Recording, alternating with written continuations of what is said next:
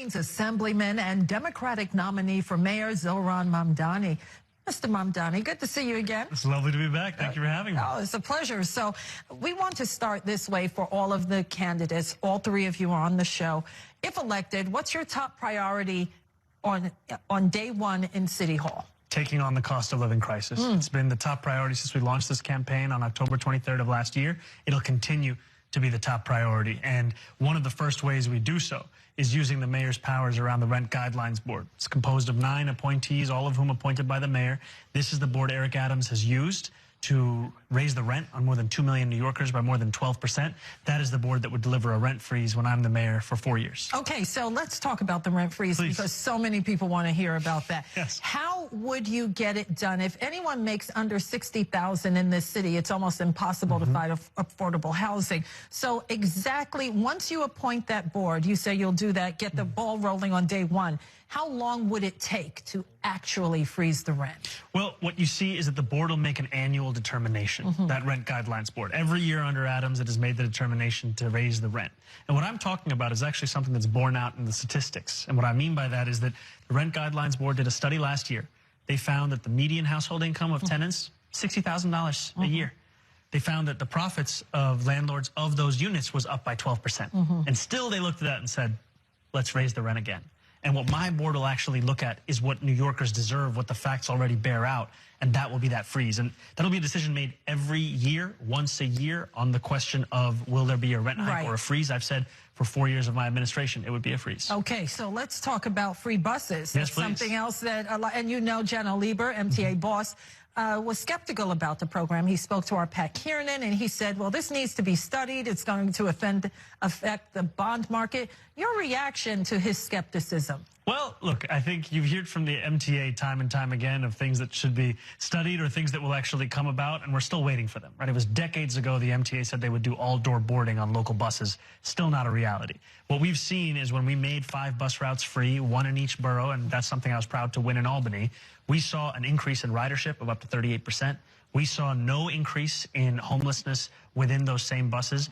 And we saw a decrease in assaults on bus operators by 38.9%. So we've seen the studies, we've actually seen them play out. And what we found in additional research that's been done is this would generate about $1.5 billion in economic benefits for the city of New York. So I'm excited to get to work to make this a reality for New Yorkers. Do you think it needs to be studied, as Jenna Lieber suggested? I think the study's already played out in front of our eyes, and I think it's time to start to do the work. Okay, and what if a lot of people who take the subway say, oh, the buses are free?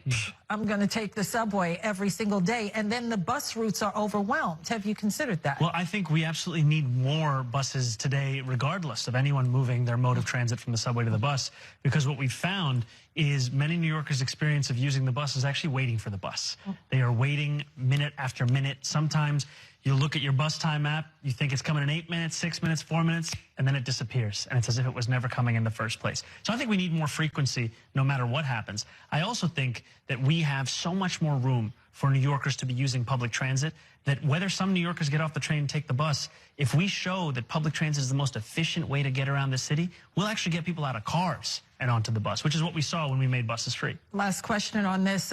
Time frame, because people want to know, oh, the day, if you're elected, they want to know, oh, the next day, can I take the bus free? So what's the time frame looking like for that? I always only want to make promises that I can keep. Right. And I can tell you one of the first orders of business is going to be to getting into City Hall and starting to lay out the implementation schedule of making buses free, delivering universal childcare. These are things that I will share New Yorkers the time frame of it as we start to get to that work. Okay, let's talk about the free grocery stores. You want to set up 5... Cheaper groceries. Cheaper groceries. So if elected, you want to create 5 city-run, nonprofit grocery stores, 1 in every borough, right? Yes.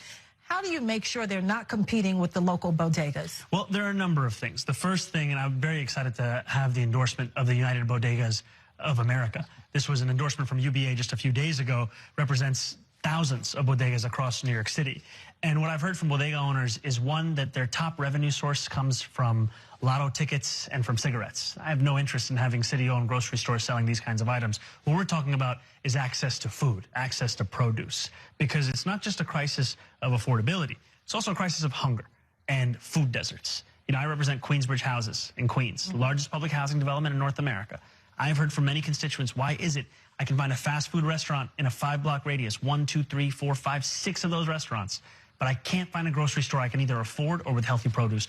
When you're only doing it at one in each borough, you can make sure that you're fulfilling all of these needs in the same way without creating that kind of competition, instead creating access. Okay, let's talk public safety quickly. You made news during the final debate that was sponsored by New York One. You said you would keep Jessica Tisch as police commissioner. Explain why. You know, I have appreciated that when Commissioner Tisch was appointed, she came into an NYPD that Eric Adams had stacked the upper echelons of with incompetence and corruption. And what she did is start to root that out, start to deliver accountability and reduce crime across the 5 boroughs. And I'm looking forward to building on that record under a Mamdani administration, in addition to creating the Department of Community Safety to actually focus on the issues of the mental health crisis and homelessness and ensure that police officers can do police work and mental health outreach teams will actually address the mental health crisis. Has she responded to you at all? Has she pitched to stay on as police commissioner? I've had conversations with her in public. I spoke to her once in private after Detective Diderul Islam was murdered. She said time and again when she's been asked about this that she doesn't comment on the politics of the race, and I appreciate that because she is working for the city today. Okay, so I'm excited to talk to you about an emotional speech you gave. We're going to do it after the break about Islamophobia. You were very emotional. I want to touch on that. Thanks for staying with us for our next segment. Zohran Mamdani will be here right after this quick break. I want to use this moment to speak to the Muslims of New York City.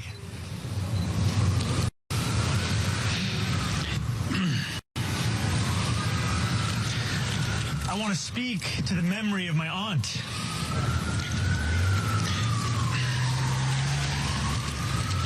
Who stopped taking the subway after September 11th because she did not feel safe in her hijab. That's Zohran Mamdani on October 24th, giving an emotional speech about Islamophobia. Mr. Mamdani, you know, you clearly got choked up there talking about your family, your aunt. What's your message to New Yorkers of other faiths who may be either intimidated by you and all of the rhetoric that's going on? Well, you know, what I would say to any New Yorker is that all of us belong here. And it was so meaningful for me that just 2 days after that speech, I went to Abyssinian Church and Reverend Johnson gave a sermon, in part a response to my words. And he looked at me and he said, Zohran, you are enough. And I think that there are so many New Yorkers who have been made to feel as if that is not the case, made to feel as if they have to narrow themselves or shrink themselves into a box to be something that can be tolerated in the place that they call home. And what we're looking to build is a city that has room for everyone as they already are, not as people might need them to be. And I'm excited to help lead that city. You know, many New Yorkers are hearing democratic socialism, and they don't know what that means. And, of course, that's being widely misinterpreted. Tell our viewers what it means to be a democratic socialist and how, if elected, that would inform your policies in City Hall. You know, Dr. King, decades ago, said, call it democracy or call it democratic socialism. There must be a better distribution of wealth for all of God's children in this country. And to me, that rings true today just as much as it did when he said it, because we're looking at a city where it's the wealthiest city in the wealthiest country in the history of the world, and you have 1 in 4 New Yorkers living in poverty. My belief is in the dignity of each and every New Yorker. City government's job is to deliver that dignity. It's not a question of what people would like, what they would want. It's, in fact, a question of what people need. People need to be able to have a roof over their heads. People need childcare. People need public transit. And yet each of these things they are being priced out of day after day. Okay, and that speaks to the fact that on Thursday night you were at Elmhurst Hospital meeting with the nurses. What did you learn from that experience? And you spent quite a few hours there. Yeah, it was truly a privilege to spend some time at around 11:30, 11:45 p.m.